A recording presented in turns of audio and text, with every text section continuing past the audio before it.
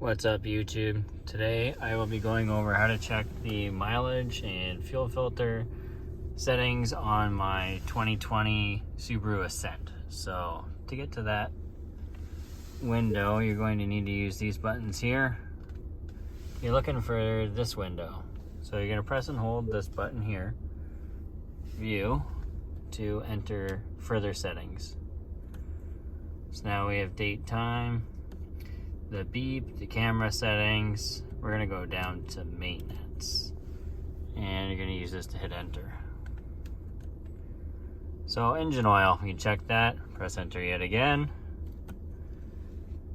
I have 4,129 kilometers before I need to change my oil. Go back. We can also do our oil filter. It's the exact same. So now when it comes time to actually doing this, you can just go to this icon here. You're using these arrows to navigate right here and hit update. Once you hit update, it will go back to your default settings. Do the same thing here for your tires, your maintenance schedule, and you can go back and access all your other options.